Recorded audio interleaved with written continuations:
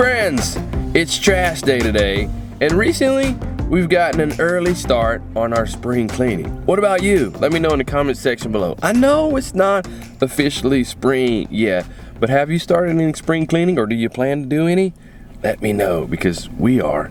And yesterday, as we were cleaning up things around the homestead and getting the ball rolling, because it's definitely going to be a process, we were cleaning up things, and I was noticing we got a number of just scrap metal that we need to get rid of. So we're loaded up right now and ready to get rid of the scrap metal. One of the things to consider when starting a homestead, especially one out in like a rural area, is what are you gonna do with your trash, your waste? Not every place has a waste management company that'll come and just pick up your trash and things that are on the side of the roads.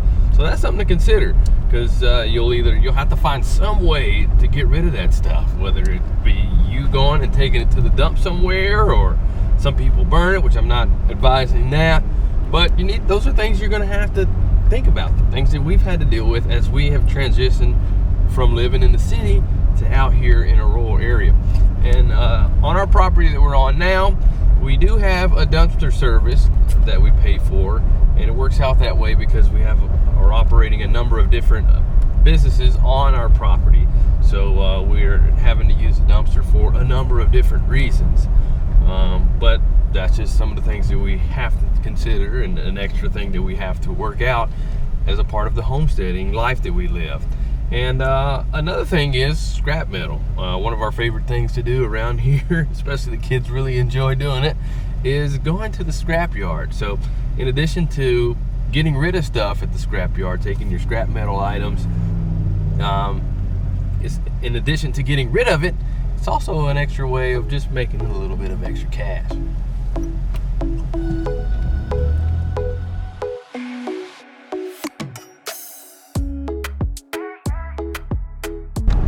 Over the years, we've scrap metaled a bunch. It was one of those things that was really, really helpful to us when we were really on a really tight budget, and I would just drive around and get various scrap metal items and turn it in for some money that would help out with just various things, even just helping out with just extra gas money. And over the different years, I've been to a number of different scrap yards, but our favorite is actually called Foils. It's one of our favorite places to go, and they have this one machine that the kids really like to see. What's one of your favorite things about the scrap yard? The big machine. The big machine, and the big blue one, and it grabs the mop and sweep stuff. The grabber will grab. They have, like, I don't know, this looks like a bunch of just chain link fence, and the grabber will grab it and they'll just use it as like a sweeper and just sweep things. So it'll be neat to see what they use today. First thing we got to do is go over the scale and get weighed.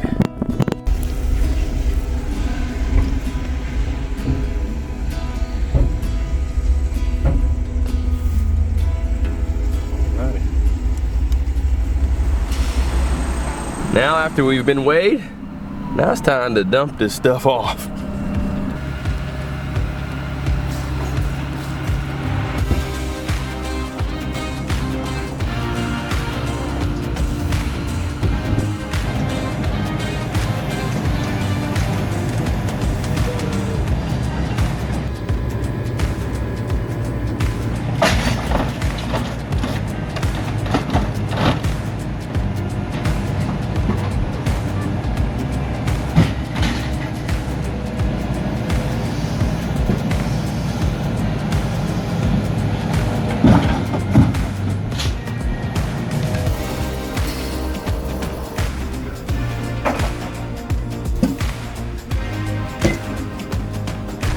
All right, so they used the grabber, but they didn't do the little sweeper thingy that they normally do, so that's okay.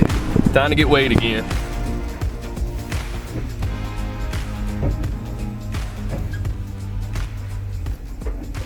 And now it's time to get paid. All right, so made 40 bucks, not bad.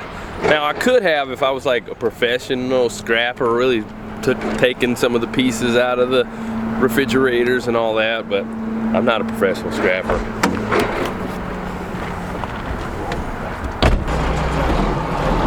Wow, he's got quite the load there. Look at that. I don't even know what that is.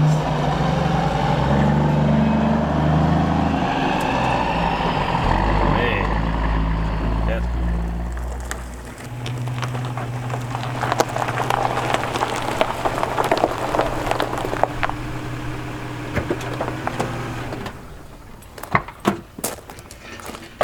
Some other waste items that we generally all have to deal with, whether you're on a homestead or not, is that of plastics, glass, cardboard, items that are considered recyclable items. So over a few weeks and months, we'll start gathering these items and setting them to the side to eventually take them to our local recycling center. Now, I do have my doubts, especially looking into some of the things on recycling and watching some documentaries as to whether recycling is as effective as they say it is. It's really doubtful on that, and I'll provide some of the information in the show notes below on some of the things that I have seen about that.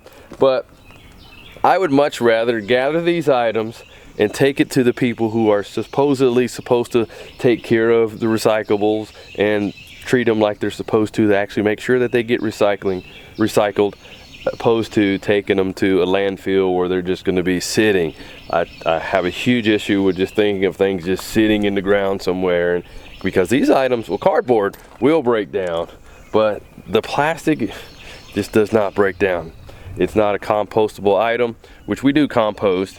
We feed a lot of our food scraps and things that are compostable to either our animals or put them in the compost, but these items we just will take to a recycling center to let them do their supposed job.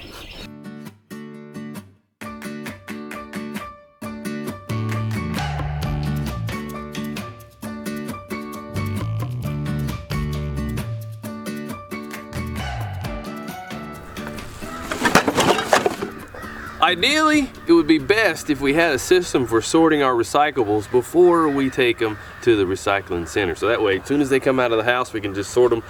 Glass in one section, plastic in another section, cardboard in another section, and whatever else, aluminum in another section. But that's something we're working on.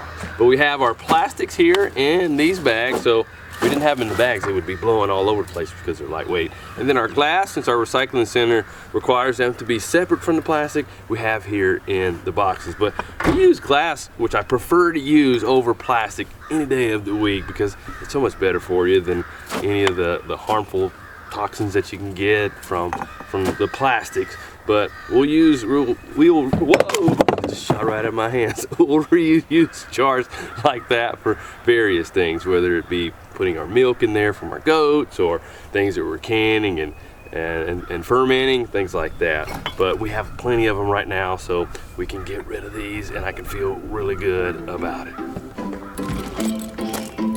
Here we roll again.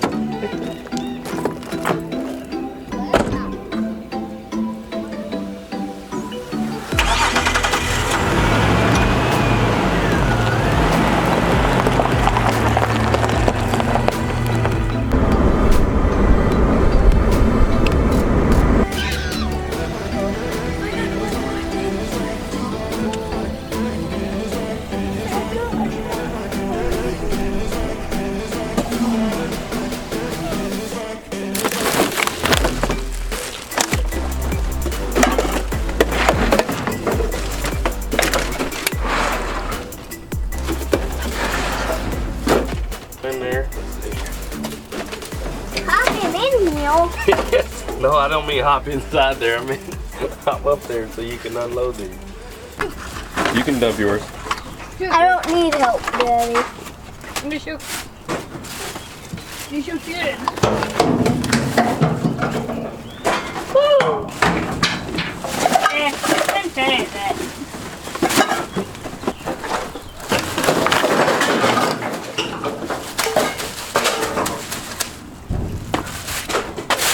You know, we all should really strive to use less plastic, and if you can, avoid it completely altogether because it's really not good for you. In fact, plastic can leach chemicals into your food and water. and it can really cause a number of health issues, whether it be metabolic issues like obesity or infertility issues, and even hormonal disruptions can cause some of those problems as well. So we're trying to use less, and hopefully one day we can completely get away from it, because it's not good for you. Thanks, Dr. Daddy.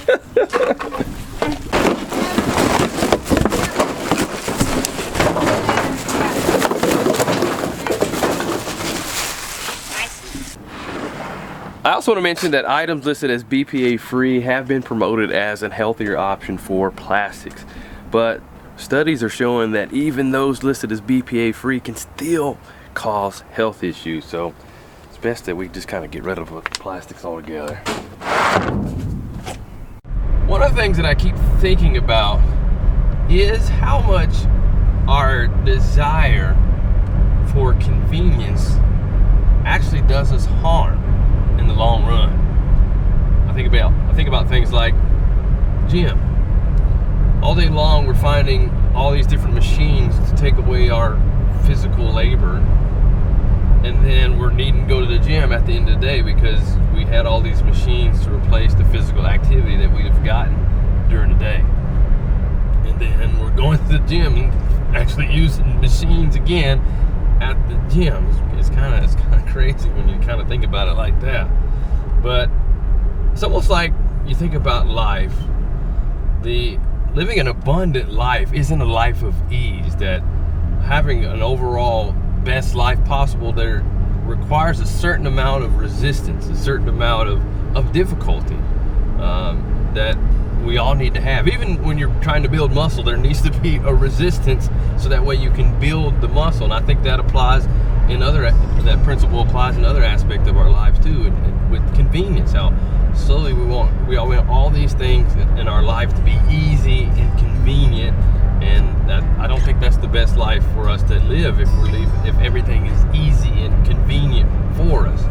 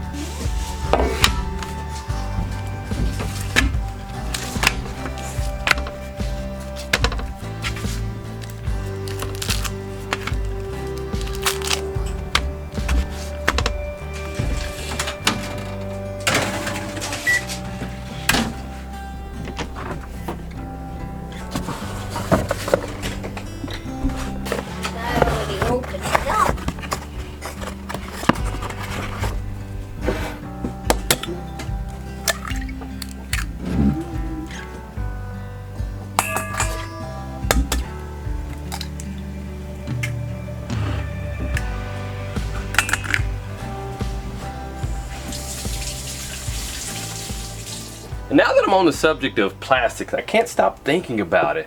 And it's like plastic has become an ingrained aspect of our normal life and existence in the modern times that we live in now. And it takes, to get away from it, it takes like a super strong, intentional, concentrated effort to get away from using plastics. It's like it's everywhere. But let's kind of move on from plastics, I guess. But whether it's plastic or any type of other environmental toxins or whatever, trying to avoid it really does take a concentrated effort. And I almost think that it's impossible to completely get away from such things, but we can do our best to try to reduce our exposure and our use of these things for our betterment and the betterment of the environment. Well, like I said, let's move on from plastics. I mentioned earlier that we compost food scraps, and we give food scraps also to our animals. So things like these eggshells here will go right into our compost for improving our soil, adding calcium to the soil.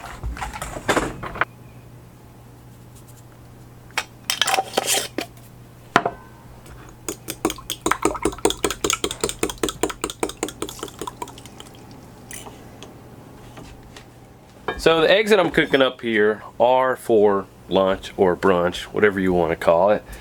Generally don't do breakfast.